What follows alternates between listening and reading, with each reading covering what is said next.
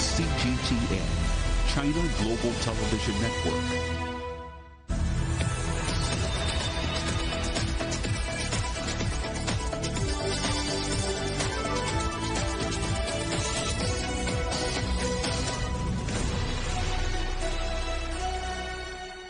Live from London, this is Global Business. Hello, welcome to the programme. I'm Jamie Owen. And I'm Robin Dwyer. Our top stories.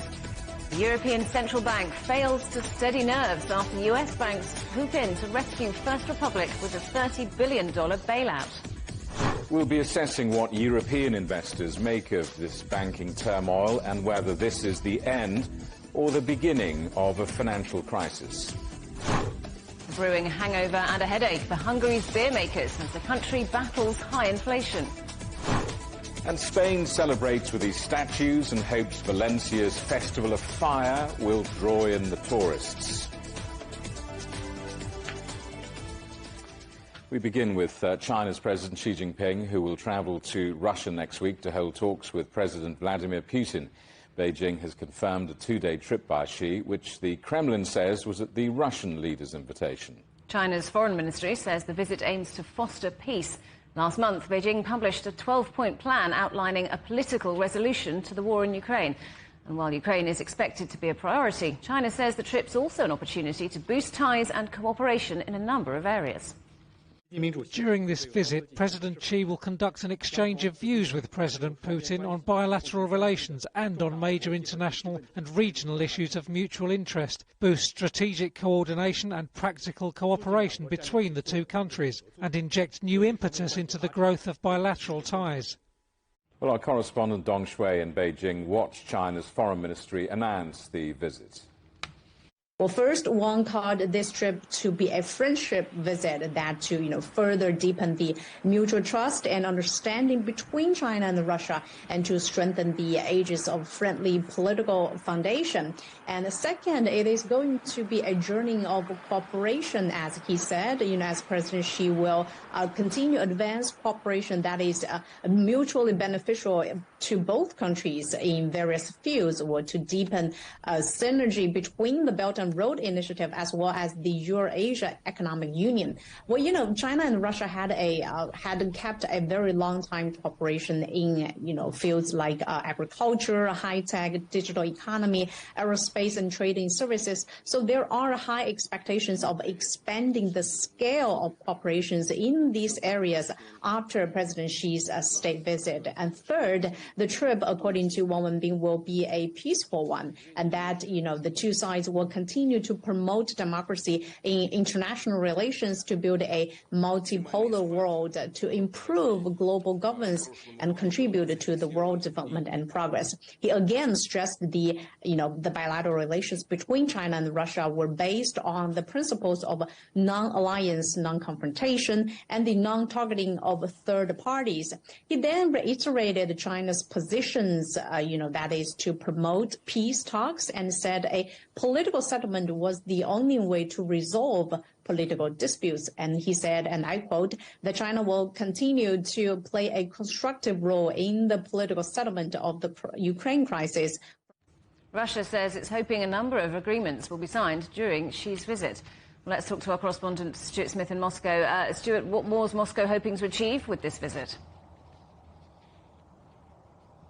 Yeah, the Kremlin said earlier that as well as generally trying to boost strategic cooperation, the two leaders are looking to sign a deal relating to economic cooperation and increasing that up until 2030, and also deepening the Russia-China partnership. Specifically on bilateral relations between China and Russia, trade is of great importance and energy exports will be discussed.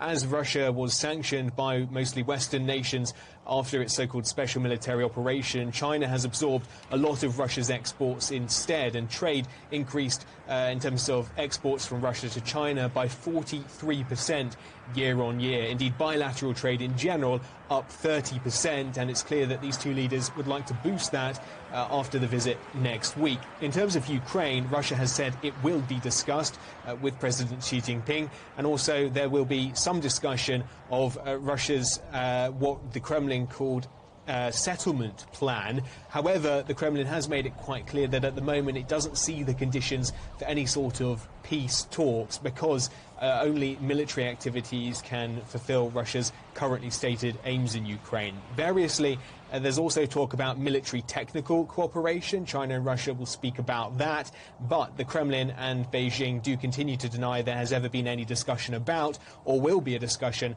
about, arms supplies being sent from China to Russia. And Stuart, the International Criminal Court has issued an arrest warrant for President Putin. What can you tell us about that?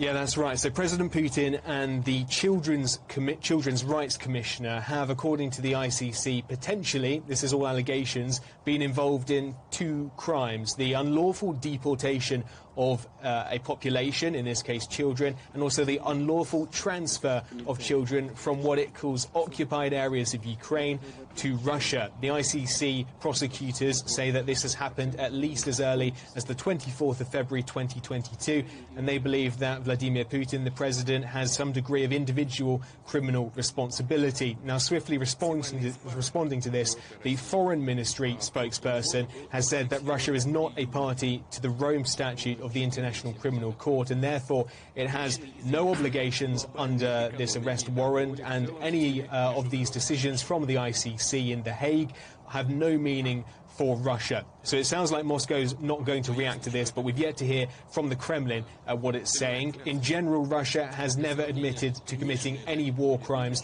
in Ukraine. In fact, it's illegal to suggest as such here in Moscow, so I think we can expect some kind of rebuttal from the Kremlin along those kind of lines. Stuart, thank you very much for that. That's our correspondent, Stuart Smith, in Moscow. Several major United States banks have joined forces to provide a $30 billion bailout for regional lender First Republic. JP Morgan, Wells Fargo and Citigroup are among the 11 banks who put together the rescue package. First Republic's share price has fallen by around 70% as investors scrutinised balance sheets after the collapse of Silicon Valley Bank and Signature Bank. Well, let's talk now to our correspondent, John Terrett, in New York. John, what does Wall Street make of this coalition and how it came about? Well, I think, Jamie and Robin, once again, we are aware that we are right in the middle of making history here on Wall Street. There are really two schools of thought about what was done yesterday, Thursday, and that is that on the one hand, it is a very historic thing. I mean, a coalition of the biggest banks in America getting together in order to prop up another one to the tune of $30 billion. They're going to pump $30 billion between them into the coffers of a bank called First Republic, which is a regional bank based in San Francisco, actually. So that's about $5 billion each, some a little bit more, some a little bit less. The problem is, of course, that unfortunately, First Republic, despite this injection of capital, is still going to have to go on operating in this extremely difficult world, which has already seen a handful of US banks tumble in just the last couple of weeks. Now, the idea was Janet Yellen's, the Treasury Secretary. She apparently phoned up Jamie Dimon, who heads up the biggest bank on Wall Street, or certainly the one that everybody talks about, which is JP Morgan Chase, and said, "What do you think?" Dimon said, "I love it, I'll get onto it." And within a very short order, it was all done just before the close of trade yesterday, Thursday, here on New York's Wall Street Exchange. Now, the banks themselves say, look, we've done this to boost confidence in the wider US banking system. We have great confidence in it. But others say, well, look, where is all this going to stop? Okay, you've got First Republic there now. They've got your money. They're still going to have to operate in this very tough environment. What happens on Monday or Tuesday or Wednesday when another regional bank seems to be in very serious trouble? And there are 5 others, because Moody's, the ratings agency, has told us that its assessment is that there are at least 5 other regional banks that are teetering on the edge. Some of the small community banks around the country are very worried that they're going to be affected by this. There's a growing realization that some of these banks hold lots of money which is not insured, over and above the $250,000, which actually is guaranteed. Now, First Republic shares are down 25% now. Today, Friday, they were up 10% after this news came out. And the hottest news today is that SVB, the bank that started all of this, the Silicon Valley Bank, has just filed for bankruptcy protection because it cannot find a buyer. At least for now, nobody wants to buy the rump that is SVB, and the CEO of the company, who was in charge only a week ago, is now on holiday with his family, enjoying the sunshine in Hawaii, we are told. Lovely. This all comes, of course, as the Federal Reserve reveals banks borrowed $300 billion over the past week. Where's this going, do you think? Well, I think I can say with some certainty this is not over yet. Okay, no one knows is the answer. Nobody here knows. I don't know. But clearly, these bank issues keep popping up, Jamie. Every 5 minutes there's a new bank with a new issue. Half the time you haven't heard of the banks involved. Now, JP Morgan Chase, this big bank that is run by Jamie Dimon, who I was telling you about just now, they have said in the last couple of days that they think that up to $2 trillion, never mind $300 billion, but $2 trillion will end up being taken out of the Federal Reserve's emergency window by banks in America before all this is done and dusted. Part of the problem is that once again we're buttressed up against the weekend now. So there'll be no markets tomorrow or Sunday, but of course people have a chance to think and read, and very often big decisions are made late on a Sunday evening, as they were indeed last weekend. There's talk that JP Morgan might take over that rump of SVB, we'll see. But next week, the Federal Reserve must decide on interest rates. Will they hike by 25 basis points, following the lead of the ECB yesterday, or will they stick at zero and pause, which many people on Wall Street would like, as an indication of how serious this banking crisis is? Now, we don't know, because there's 3 trading days, pretty much, before they have to make that decision next week. In the meantime, the Wall Street Journal says the U.S. economy is resilient, inflation is embedded. Goldman Sachs reckons there's a 35% chance of a recession. Now, it's only 35%. They upgraded it yesterday, but only to 35%. And in the meantime, all this comes on the 15th anniversary of the collapse of Bear Stearns back in 2008, the 85-year-old investment bank that went over at the beginning of the financial crisis. And the Dow now, reflecting all of this, is down 452 points, or 1.4%. Have a lovely weekend, Jamie. Hey, you book your place for Monday. We'll see you there, and I'm sure we'll have lots to talk about. Our correspondent, John Terrace, in New York. Well, let's talk now to Michael Field, who's European equity strategist at Morningstar. Welcome, Michael. Good to see you. So where are we, do you think? Are we coming to the end of this turbulent period, or are we perhaps just at the beginning? It would be nice to think that we're right at the end, Robin, but I don't think that's true at this point. It's been a hugely turbulent week, obviously. Finally, Credit Suisse seems to have got its kind of act together, and it's got that injection it needs from the government. But again, if you look today at the share price reaction, it's down 10% again today. So there's obviously a cohort of investors out there who simply don't believe that news, or simply don't want to take that risk on it, which would suggest that there's more to come from this story. So going back to the financial crisis of 2008, banking regulations were brought in after that to try and stop anything like that happening again. Are those regulations working? You know, given the week that we've had, it would be very difficult to say that they're all working fine and everything's hunky-dory.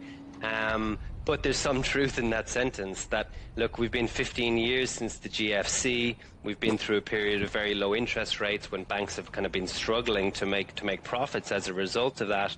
And we haven't seen any huge blow-ups yet. And the vast majority of the banks in Europe are very well capitalized. Credit Suisse, in that sense, is somewhat of an anomaly, and a lot of the issues that they've had are kind of self-caused. So looking at those regulations, which bits aren't working, do you think? Where are the weaknesses that could be shored up? Okay, well, I think for the most part things are working and things are in order in that respect. I think where Credit Suisse has gone wrong in many ways is that they have a whole lot of profitable business, and they have an investment banking division that's slowly been failing over the last number of years. So while there's kind of credit limitations and things around that business to keep that in order, they've gone through various failures, and I think the regulations haven't really fully caught up with that in that respect. And what about the banking system more broadly? They're very interconnected, aren't they? Banks bailing out other banks. Is that something that actually increases the risk of contagion, something that we've been talking a lot about in the last week? It certainly is not a good thing anyway that we're relying on some banks to bail out their peers, as you just spoke about earlier on the show. The only thing I would say in defense of that, okay, in the US, is that they've selected 11 high-profile, well-capitalized banks to bail out a much smaller bank and to inject that capital in. So the likelihood of something going wrong on that scale is low. But if we see more of this in the future, then obviously the risks just keep increasing. So what happens next, do you think? We've said that perhaps this isn't over.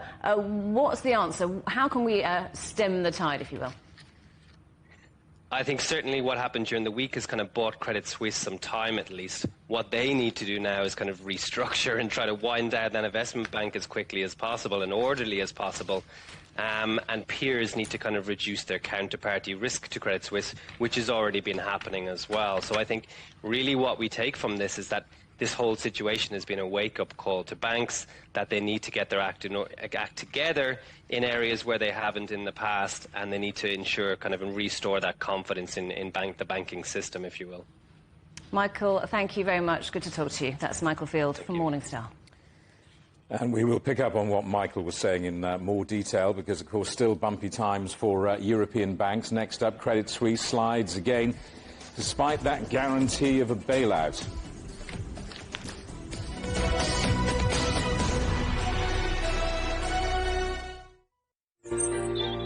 Ever wondered what's the difference between a bear and a bull market? Where are the cash cows? And who are the lame ducks? And what exactly are black swans? Grey rhinos? And unicorn companies? Make sense of it all with Global Business, only on CGTN. There's a new agenda for a new world, accelerating change in almost every part of our lives.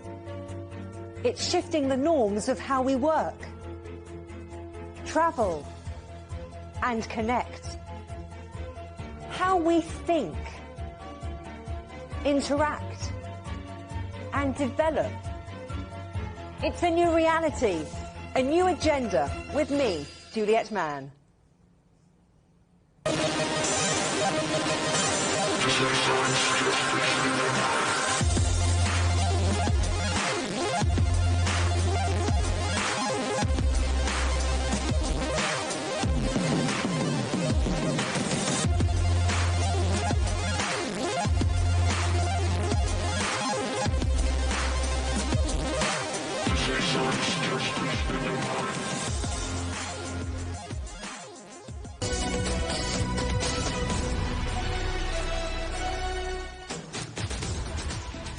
Hello, welcome back to Global Business Europe. The European Central Bank has been holding an unscheduled meeting of its supervisory board amid this banking turmoil. Its shares in the embattled lender Credit Suisse have come under renewed pressure despite that multi-billion-dollar support deal. Well, our correspondent Paul Barber is following the story. So first of all, Paul, how have European markets reacted to that rescue deal that we've seen over in the United States? Well, Robin and Jamie, European stocks are closing out the trading week in the red. That's despite Credit Suisse and First Republic Bank receiving that financial help aimed at preventing a crisis in the banking sector. The Pan-European Stocks 600 index is more than 1% lower, as are the FTSE, the DAX in Germany and the CAC 40 in Paris, most sectors in negative territory. European banking stocks are marginally higher, but still bearing heavy weekly losses, down almost 10%. Biggest fall in a year, that is. Investors are cautiously welcoming the positive news from the US and around Credit Suisse, but caution really is the watchword. And another sign that concern about banking stress is high. The European Central Bank Supervisory Board, as you said, Robin, convened a meeting today to discuss the situation, but they concluded that there's no contagion from this week's market turmoil and that exposure to Credit Suisse is immaterial. So how is Credit Suisse looking? Well, the Swiss bank shares had reversed Wednesday's dramatic 24% plunge after its biggest shareholder ruled out adding any more to its stake. That, along with the regional bank failures in the US, of course, really spooking markets. So Credit Suisse yesterday secured this $54 billion credit line from the central bank in Switzerland, and it ended the session higher. However, today shares are back on the downward slope, about 7% lower at the moment. They're about 26% down this week and poised for their biggest weekly drop since 2008. The bank said that funding would allow it to continue revamping its business, but it could take some time to win back client confidence. DBRS Morningstar became the first global ratings agency on Thursday to downgrade the credit of Credit Suisse. US shareholders also suing the bank, claiming that it covered up problems. Bloomberg also saying that some clients in Asia and the Middle East are cutting back their exposure. Credit Suisse says it has enough liquidity, but it's been a really rough 5 years for the bank, marked by scandals and management errors that have pushed its market capitalisation from more than $50 billion to just $7 billion. So clearly not out of the woods yet, guys. Paul, thank you very much. Our correspondent, Paul Barber. China's central bank says it's cutting the amount of cash banks must hold in reserve. The People's Bank of China said the quarter percentage point cut in the reserve requirement ratio, to take effect at the end of the month, would help maintain liquidity and support growth. The move comes earlier than financial markets had expected and follows the economy improving and stronger than expected credit expansion in the first 2 months of the year. Shares in the Chinese search engine Baidu have bounced back after a public demonstration of its new chatbot triggered a slump in stock on Thursday. Baidu jumped almost 15% in Hong Kong, making it the biggest single riser on Asian markets. Confidence in the firm has rallied after the debut of its new chatbot Ernie in Beijing backfired somewhat when the presentation proved to be pre-recorded and not a live event. It's raised questions among investors over whether Baidu's model can compete with the market favourite ChatGPT.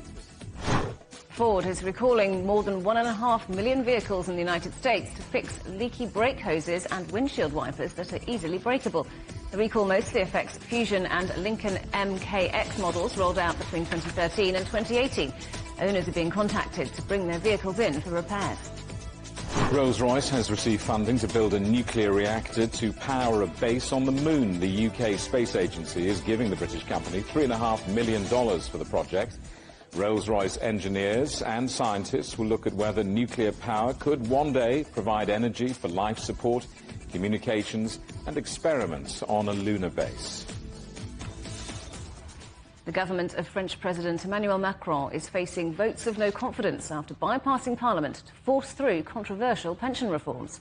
The move sparked more protests overnight. People set fire to cars and rubbish bins, and riot police responded with tear gas and water cannon. There were similar scenes in other French cities, including Nantes and Rennes. The government enacted a special constitutional clause which allows legislation to be approved without the backing of lawmakers.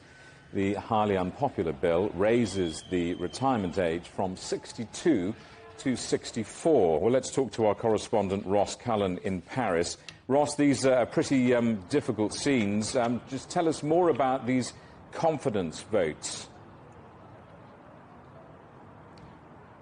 Yeah, good afternoon, Jamie. These no-confidence votes have been put forward by the opposition, one by a cross-party group of opposition lawmakers and another by the National Rally, which is the far-right group led by Marine Le Pen. The challenge for the government on Thursday was to try to build enough numbers to vote for its legislation. It didn't succeed, hence why it used that controversial but constitutional tool to bypass Parliament and force its pensions reform legislation through.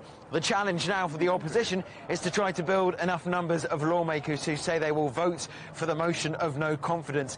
If they do that, if they vote for it, they would bring down the government and force the resignation of Prime Minister Elizabeth Borne. So it is a fragile time for the embattled government of French President Emmanuel Macron. Ross, that's the constitutional and the political story, if you like. What about the protests? Is this the end of the debate? What next for the protest movement?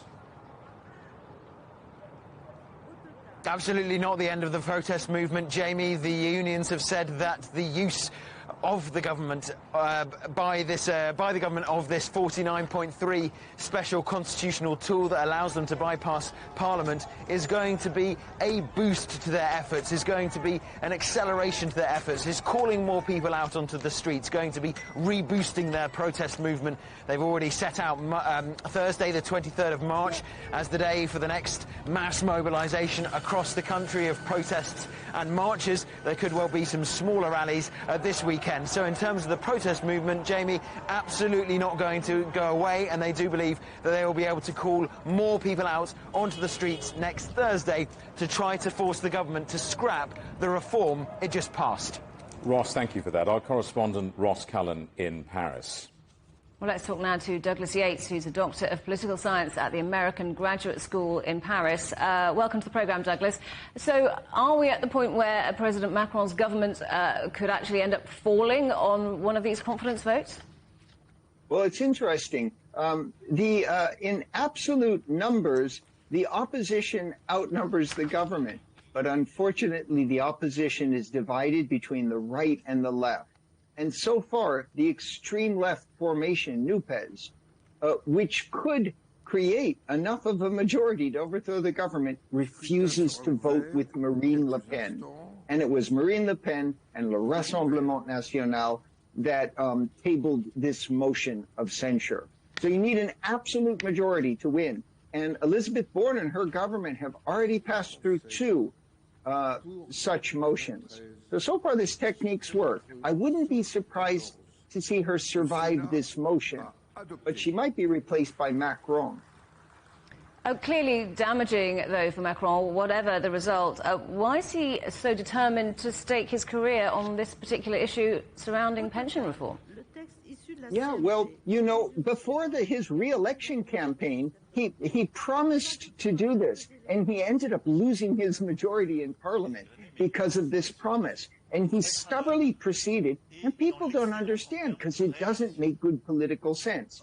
But if you understand that he's a finance guy, that this was the man who was the finance minister, who can see the danger to France, which has a $3 trillion debt and pays $51 billion a year on loans. He sees the danger of rising interest rates, 3-4%.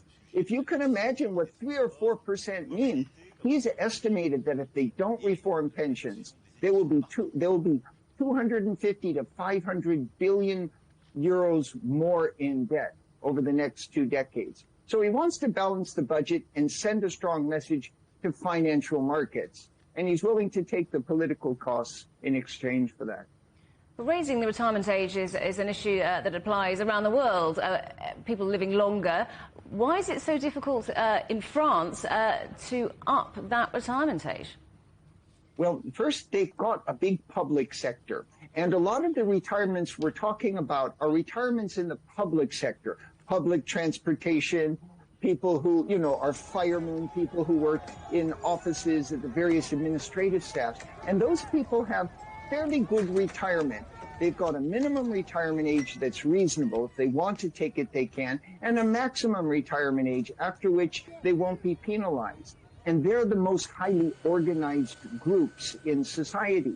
But the reality is, outside in the private sector, only 1/3 of French people over the age of 60 even have a job. So there's also the sense of injustice. There are 42 different retirement schemes here. And Macron had tried in 2017 to create one system. It failed. And so he's using this tool of raising the retirement age. People don't quite understand the reform, but there's only 2 ways to do it. And he was refused the first way, which would create one retirement scheme for everyone, because that was politically unpopular with the privileged groups. And so he's using the other way, which is raise the retirement age for everyone. And without people understanding what they're getting in exchange, and with a kind of distrust, they feel it's unjust. And that's why it's hard. It's not the facts, but the feeling, the optics, the perception of injustice. Douglas, great to get your thoughts today. Thank you for joining us. That's Douglas Yates from the American Graduate School in Paris. Problems are brewing for Hungary's beer makers, and it's not just drinking too much beer that's causing a headache. The cost of raw materials has doubled, and that, along with rising energy costs, is driving up the prices. Our correspondent Pablo Guterres reports. Beer brewers in Hungary say the industry is in danger of fizzling out. The cost of ingredients has been soaring, and that seriously drained their profits. Sultan Raketje is a pioneer of Hungary's craft beer industry. In 2014, he founded the first specialist microbrewery, which now pumps out nearly 250,000 liters a year. Raw material prices for the barley doubled up.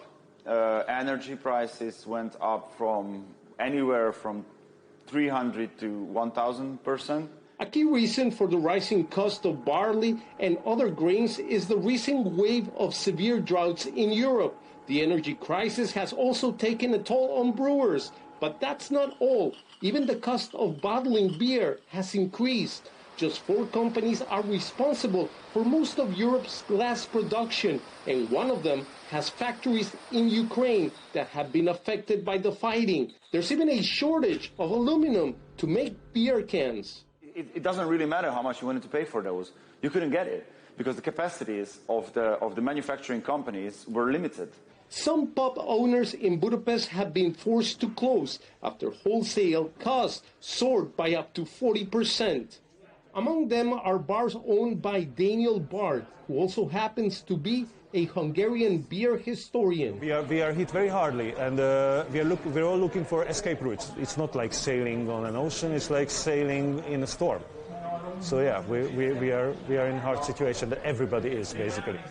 Beer is considered one of the most popular alcoholic beverages here in Hungary. According to the country's National Statistics Office, 63% of Hungarians drink a pint at least once a week. But with prices rising like foam, fewer may opt to quench their thirst this way. Charlie Tascarella is a beer enthusiast who says he's not happy about paying more. Typical Hungarian doesn't make a whole lot of money. For those people, I mean, it's just, they have trouble buying beer, you know. I mean, it's the liquid bread, you know, of Hungary. But if prices keep rising, the taps in many pubs could just run dry. In Budapest, Pablo Gutierrez, CGTN. More beer and many other highlights from the week's news in Europe and China direct to your inbox from CGTN's Storyboard email newsletter. Sign up at europe.cgtn.com/newsletter. You're watching CGTN. Still ahead. It's the people's car for a new generation. Volkswagen banks on its electric small vehicle to bring EVs to the masses.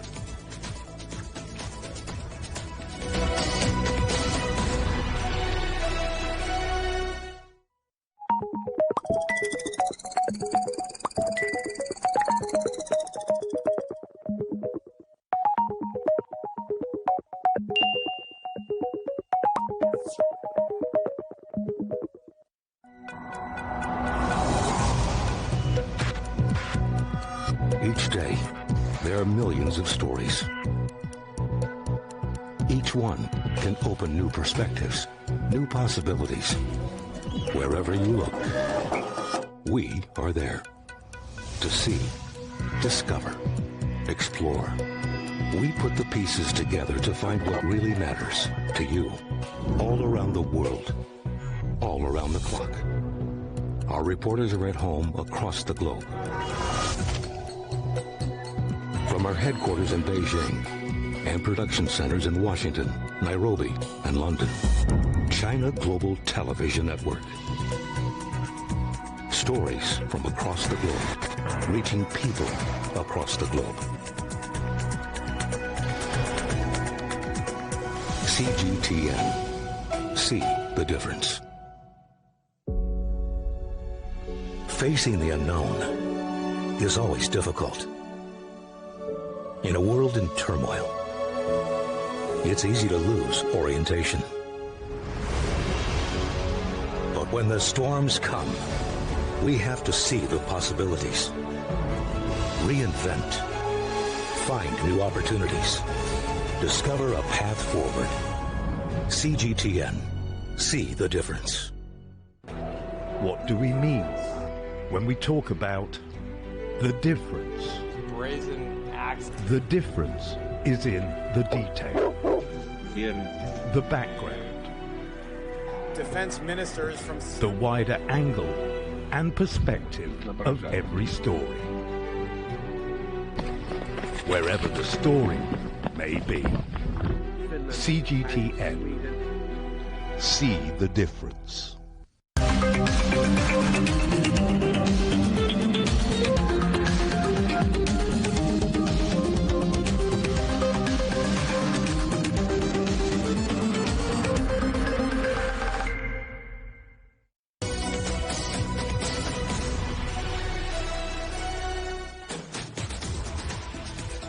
Welcome back to Global Business Europe with Jamie Owen and Robin Dwyer. Our top stories. The European Central Bank fails to steady nerves after US banks swoop in to rescue First Republic with a $30 billion bailout. Our other headlines: the International Criminal Court issues an arrest warrant for Russian President Vladimir Putin. And protests across France and clashes with police. A violent backlash as President Macron's government faces no confidence votes in Parliament. Volkswagen has revealed plans for a budget electric car for the mass market. The German automobile giant is to invest $139 billion in this project, with a new battery plant in Canada. The model, called the ID.2, will sell for around $26,000, but there are plans in the pipeline for an even cheaper car. Let's talk to our guest now, Peter, who joins us from Cardiff. Peter, welcome. Good to see you. Peter Wells, first of all, how significant is this move by Volkswagen? Well, for Volkswagen itself, this is an important move. They've long been in this kind of segment, in the smaller city car segment. They need to have an electric offering in this part of the market, and they need to make these investments. They've got a bit of catching up to do in some respects against some of their competitors. So for them, big move. For the industry also, this is also a significant move because it signals that there's a massive gap in the market at the moment not being filled by electric cars in this kind of urban small vehicle segment. I mean, the truth is the battle to produce an affordable small electric car is one that many car makers really are finding rather hard to win. I mean, I wonder, is victory now in sight on the horizon for Volkswagen with this? Well, it would be if they could bring this car in at about half the price they're proposing. I think that's the scale of the challenge. If you look at a typical urban petrol-diesel car, a small car, it's about 12,000 to 14,000 euros per car. This car is going to be twice that price. So somehow this industry has to bridge the gap and get products into that kind of segment at that kind of price. At the moment, this is a fairly generous definition of affordable. How difficult is it for Volkswagen to catch up with companies like Tesla and BYD? Well, Tesla, in a way, are in a world of their own. They're certainly not in these kind of segments. BYD and other Chinese manufacturers are much more of a challenge because they have that lower manufacturing cost base, and also they're much more attuned to working in these urban segments, the smaller car segments, and being able to do so profitably. So I think for Volkswagen, they need to do this, and they need to do it very quickly because otherwise they will be left behind forever. And so this is very much a do-or-die moment for the group. We had the boss of Mercedes on the show a couple of weeks ago, basically abandoning the lower end of their range because profits are to be found in expensive cars. And it's difficult, isn't it, making big profits with small cars? Well, yes, but also not everybody can do this. If all vehicle manufacturers attempt to retreat to the top end of the market, there is simply not enough demand at that end of the market to support them all. So it's not going to be a solution for everybody in this industry, and I think that's the trouble. You know, for Mercedes and for indeed any of the other European producers, they can't keep moving up market because there's simply not enough of a demand out there to support enough of those kind of vehicles to make it work. So retreating in that way, okay, for Mercedes, they might get away with it, but for most of the European manufacturers, I don't think that's a solution. You've highlighted a lot of the problems here, and you've pointed out the expense. How do you make EVs genuinely affordable for the masses? What do you do, and who's going to do it? Well, I think, first of all, you've got to design vehicles in a way that fits the kind of purposes to which they're mostly put in these smaller car segments. In other words, you know, if you look at something like the ID.2, it's got a range of 300 kilometers. Well, to make a much smaller range vehicle, then you have a smaller battery pack, then you have a much lower cost proposition. So that's the first step. Secondly, of course, as Volkswagen knows, you need scale, so you have to have enough of a volume of product in enough markets to really make this work. And thirdly, you've really got to look at that manufacturing cost throughout the supply chain, not just when you build the car, but when it's in use and when it comes to being recycled. So you need to put in place a kind of ecosystem, as they say, for all of those parts of the value cycle in order to really have a long-term profitable business.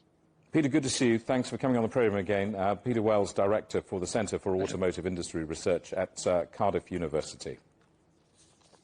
Volkswagen Announced earlier this week that it's opening its first electric car battery plant outside Europe. The site will be in Canada, where the car maker will be able to take advantage of the United States Inflation Reduction Act, which encourages green tech investment in North America. The European Union is launching a similar project called the Green Deal Industrial Plan. Our correspondent Trent Murray reports. Well, after much discussion and debate, the EU on Thursday laid out some of the key elements of its Green Deal industrial plan, as well as addressing long-standing complaints about competitiveness against China. The plan is a specific response to the US's Inflation Reduction Act, which has encouraged a number of European companies to shift key projects across the Atlantic. So how do the two projects compare? Well, the measures announced by Ursula von der Leyen on Thursday aim to ensure that 40% of equipment for net zero projects is made here in the EU, and 10% of critical raw materials, including lithium, copper and nickel, are also mined here in the EU. Joe Biden's plans also provide strong incentives for manufacturers based in the US or countries which enjoy free trade agreements with it, such as Canada, Mexico, Australia and South Korea, but not the EU. So how will these aims be achieved? Well, for the US, it's pretty clear. There are $369 billion in subsidies available for both businesses and consumers, mainly through tax credits. But in the EU, the amount of money will be determined by individual member states. There has been some talk of creating a joint fund, but there's been no detail yet released on that. Instead, for the moment, Brussels' efforts are focused on simplifying planning rules and relaxing restrictions around state funding regulation.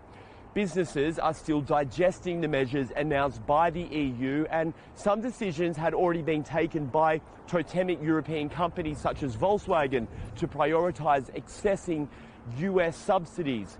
But Brussels will be hoping it has taken the first steps in creating a level playing field that will allow it to catch up with its biggest rivals in the race to develop green industries.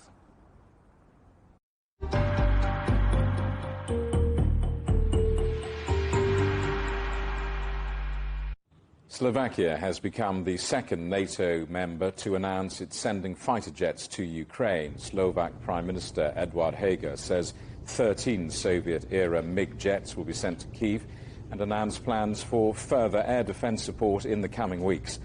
On Thursday, Poland announced it'll send 4 MiG jets to Ukraine, while Denmark says it remains open to exports.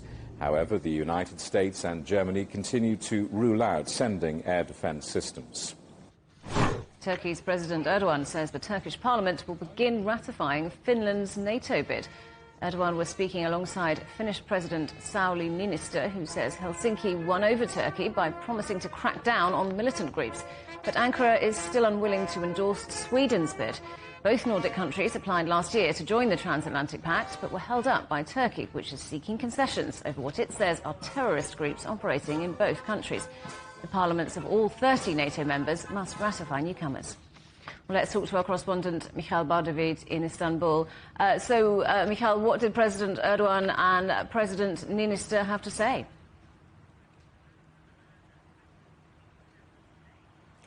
Well, yes, in a joint press conference, Erdogan announced that Turkey was ready to approve Finland's NATO bid. He stated that Finland had taken sincere and concrete steps to fulfill its commitments of the trilateral memorandum that was signed in Madrid. He also said that Finland had addressed Turkey's security concerns. Now, Finland and Sweden, however, were hopeful to join the alliance together. They had applied in May of last year because of the conflict in Ukraine and due to security concerns that they both share. Both countries are seeking ratification before the NATO summit in Vilnius, Lithuania in July. Today, during the presser, the Finnish president stated, Niinistö said, Finnish NATO membership is not complete without Sweden. Now, one of the main questions was regarding Sweden and where does this leave Sweden? Erdogan had harsh response to this question. He stated that the situation was very different for Sweden. He said that Sweden embraced terrorists, and quote, he said, Sweden has opened their doors to terrorists. There are constant demonstrations on the streets of Stockholm by the arms of the PKK and YPG. These are both Kurdish groups which Ankara considers terrorist organizations. He said it is not possible for Turkey to approve Sweden's bid if it does not extradite some of these individuals that are requested by Ankara, which they believe are terrorists. He said unless this happens, our approach will be the same. However, this is not something that Stockholm can offer at this point. In January, talks had also stalled when Swedish officials also allowed some protests to take place in Stockholm. Specifically, the burning of a Quran, the copy of a Quran, was something that was criticized by Turkey, of course, and this was something that happened in front of the Turkish embassy in Stockholm. Following the announcement, there was also a statement made by the Swedish foreign minister. Billström said that Turkey's decision to go ahead with the NATO ratification of Finland was unwelcome, but something that they were prepared for. Still, there is some hope and expectation that Turkey might also approve Sweden's accession bid before the presidential elections in May. Mikhail Bardavid in Istanbul, thank you. Let's bring you more now on a developing story. The International Criminal Court issuing an arrest warrant for Russian President Vladimir Putin, as well as his Commissioner for Children's Rights, for what has been described as the unlawful deportation of Ukrainian children to Russian territory. Moscow says it does not recognize the jurisdiction of the ICC. The court's pre-trial assessment said there were reasonable grounds to believe that each suspect bears responsibility for the alleged war crime. The International Criminal Court has issued 2 warrants of arrest in the Ukraine situation. For Vladimir Putin, President of the Russian Federation, and for Maria Lvova-Belova, Commissioner of the Russian President for Children's Rights, for the alleged war crimes of deportation of children from Ukrainian occupied territories into the Russian Federation.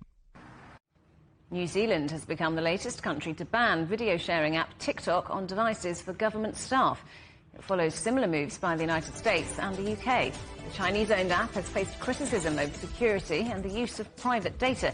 China's foreign ministry says that data security should not be used as an argument against national security concerns. Former Pakistan Prime Minister Imran Khan has been charged with terror offences along with 2,000 of his supporters. Khan had already been charged with selling state gifts given to him while he was Prime Minister. He denies the charges. Supporters have barricaded his home and prevented police access. The death toll from Cyclone Freddy, which battered Malawi and Mozambique, has passed 300.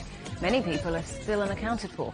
Malawi has declared 14 days of mourning and called for international relief as it tries to recover from flooding and landslides which have destroyed roads and homes.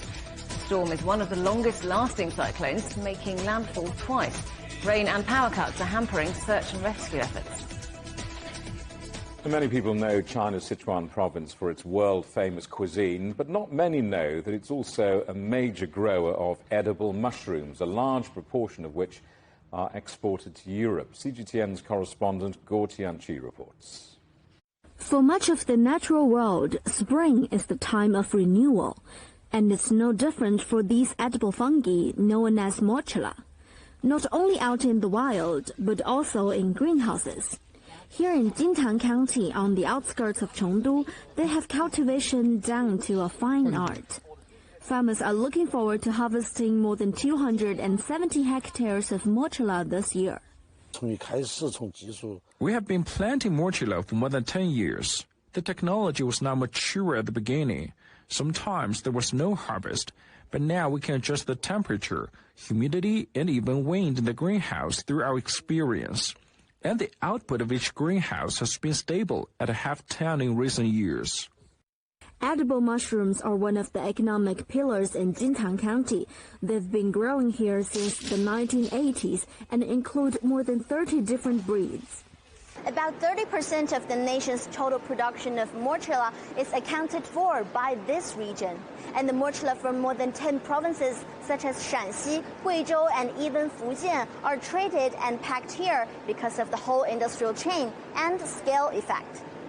After initial processing, such as sorting and drying, the morchella will be further processed by the buyer's specific needs.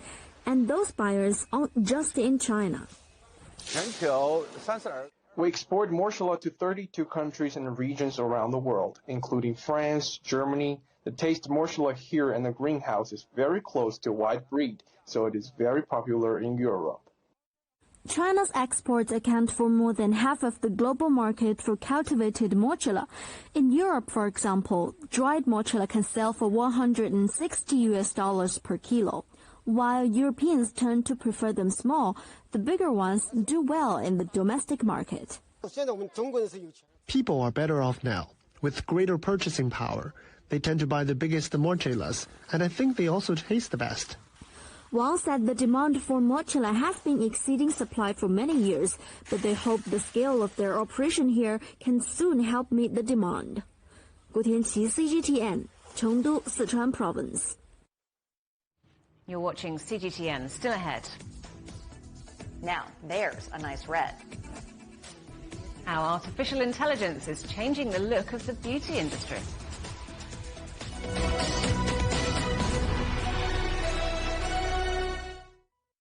Roger, Ricky, loud and clear. We can try out the wild and crazy idea. Nothing can stop an idea whose time is coming. This idea is coming. I actually feel quite comfortable in isolation. We should all be very busy when we're trying to save the world.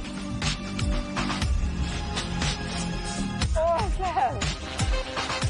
We hope it will happen. We have to live in hope. Facing the unknown is always difficult. In a world in turmoil, it's easy to lose orientation. But when the storms come, we have to see the possibilities. Reinvent. Find new opportunities. Discover a path forward. CGTN. See the difference.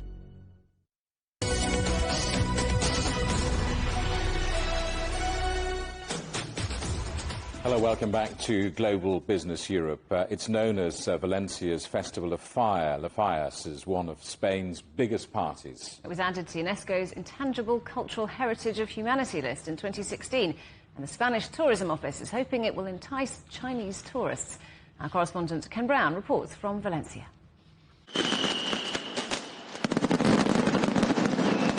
Spain's most explosive fiesta. Las Fallas in Valencia attracts tourists from around the world with fireworks, street parties and papier-mâché masterpieces that are built to burn.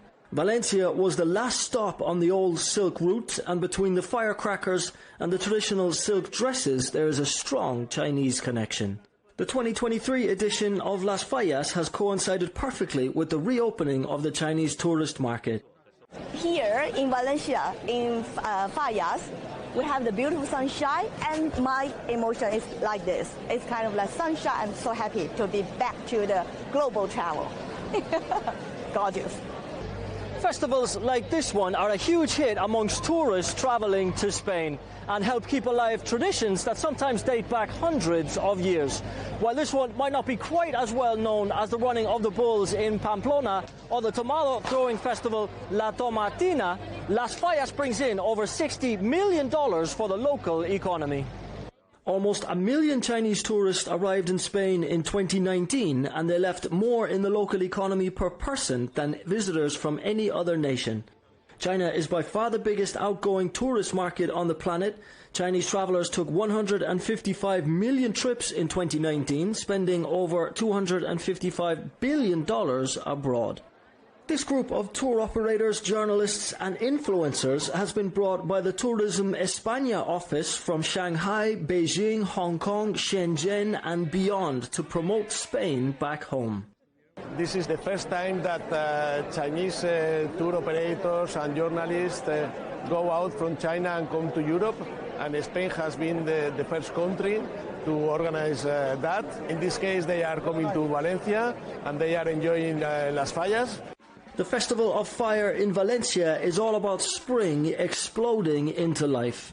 2023 marks the first year that it's back to almost full strength since the pandemic. And fiestas like this help Spain's tourist economy generate around 15% of GDP annually. These fallas are painstakingly conceived and crafted during the year by artists, carpenters and sculptors, only to be burned in one great cathartic night on the festival's final day. But as local Valencians will tell you, it's what rises again from the ashes that really counts. Ken Brown, CGTN, Valencia.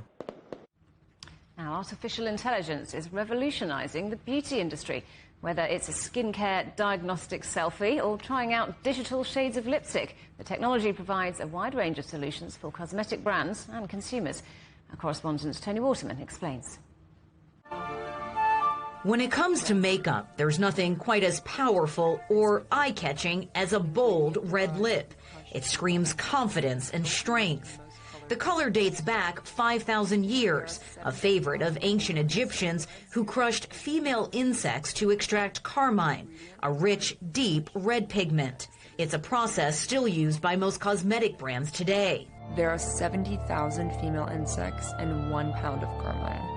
But with the help of artificial intelligence, Unilever has now found a carmine alternative that can produce the same sought-after results without killing thousands of insects in the process. When you put on a lipstick, it's the depth of it, it's the translucency of it, it has to do with how the light reflects into the top layers of the skin on your lips, and we used all of that data to really understand how do you get that depth of pigment. It took 3 years and nearly 200 color experiments, but the result is a vegan, vibrant red lipstick. The company is also using AI to better understand the body's microbiome, all of those tiny bugs and bacteria that live on our skin and in our bodies. Dr. Samaras says it's leading to better skincare products. We've been working on dry skin and wrinkles and all of this for 100 years, right? And there's still a lot we don't know. And so I think AI will get us to better technologies that satisfy us as consumers. Every major beauty brand is now harnessing the power of AI to help understand massive data sets, changing the products we use every day or how we interact with them. Most cosmetic companies already offer virtual makeovers, where customers can try on different types of makeup like blushes or eyeshadows or even different types of lipstick. Now, there's a nice red. It's this type of personalization that experts say will help drive growth in the future. According to Insight Ace Analytic, the global AI in beauty and cosmetics market will be worth more than $13 billion by the end of the decade. I think the beauty industry becomes hyper-personalized.